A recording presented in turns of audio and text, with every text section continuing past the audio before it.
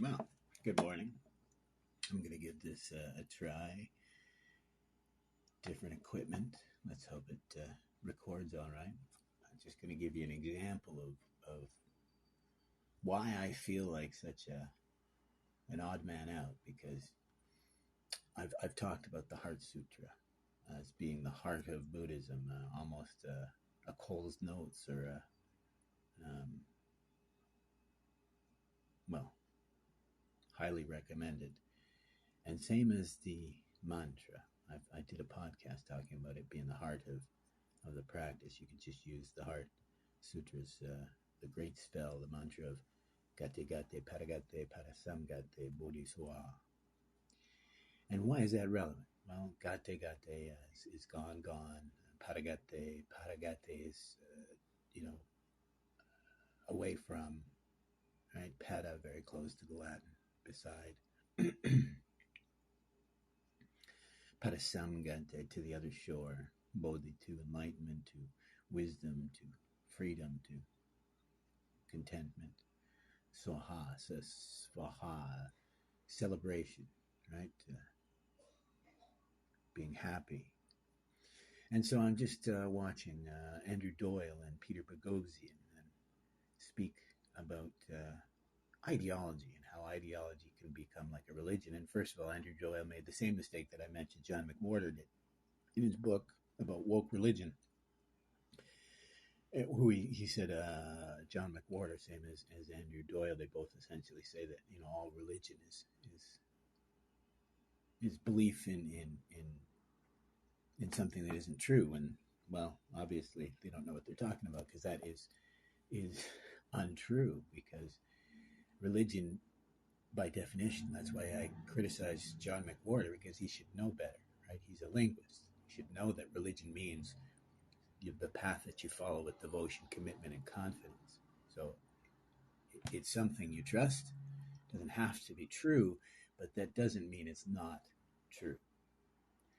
But the point that I'm going to make is Peter Boghossian used an example to try to explain how certain beliefs can withstand some reason, some logic, some as the Buddha said, my religion has room for reason and logic.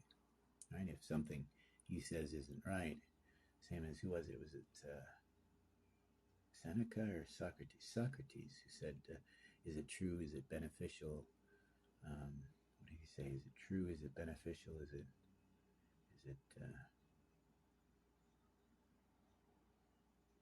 just? I can't remember, but there's three ideas, right? Well, Peter Boghossian says, well, I can use the example of Jesus walking on water. And instead of him explaining it the way I would have thought he would have, he says, well, it defies physics. But he says, well, you could think that maybe, the universe opened up for a moment. And I'm thinking, oh my gosh. So he's a diehard atheist. So he believes that he's certain there is no power greater than himself. And for some reason, he thinks that everyone who believes in Christ necessarily believes in, by example, the walking on water as being only true. And the example I give is the Pure Land School. When I was teaching, giving tours, I explained how the Sukhavati, their heaven, where you imagine a lotus seat for yourself, develop as you meditate over your experience, as being a heaven that doesn't have to be outside of yourself, right? This idea that it can be allegorical, metaphorical, it can be even real if you want to believe it as such, but it doesn't have to be, right? The example could be, again, this Gate Gate Paragate Parasamgate Bodhi Swaha, this idea that our journey is to not be in the world. To be in the world, but not of it, right? That's from the Bible. It's the same idea of from the I Ching. It's being able to be in the world, but not disturbed by it, right? To not be denatured by it. I've said it before. The Buddha said there's nothing harder than to be an enlightened being in a world filled with deluded individuals. And well, I found it funny because I've explained this before. The first, I guess, not the first time Buddha spoke to someone after his enlightenment. But again, a lot of this is allegory. So one of the stories is he runs into an Ajivakan. This is someone who believes that it doesn't matter what you do in life, everything's already set. No free will.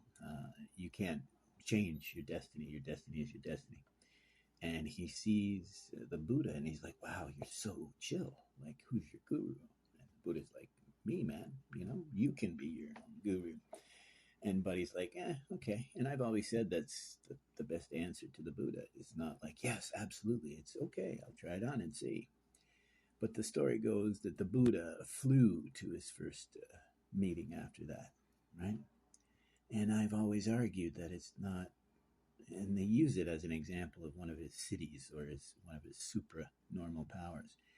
But I argue it's, once again, allegory, right? He wasn't bothered by the world. He flew right directly to his meeting without being disturbed or distracted. And so when Peter Boghossian said, well, Jesus walking on water, I mean, yeah, of course, you're supposed to take it word for word. And so I'll read from the Matthew. It's Matthew 14, 22 to 33. It's also in Mark, but... So starting at Matthew 14, 22, it's immediately Jesus made the disciples get out of the boat, right? And then dismissed them. And they went out and they were in the middle of a considerable distance from land, buffeted by waves because of the wind against it. 25, shortly before dawn, Jesus went out to them walking on the lake. When the disciples saw him walking on the lake, they were terrified. It's a ghost, they said, and cried out in fear. But Jesus immediately said to them, take courage. It is I. Don't be afraid. Lord, if it is you, Peter replied, tell me to come to you on the water. Come, he said. Then Peter got down out of the boat. Again, they'd been in the boat all day. Walked on the water and came towards Jesus. But when he saw the wind, he was afraid, and beginning to sink, cried out, Lord, save me. Immediately, Jesus reached out his hand and caught him. You of little faith, he said, why did you doubt? And when he climbed into the boat, the wind died down. Then those who were in the boat worshipped him, saying, truly, you are the Son of God. And again, I've always said this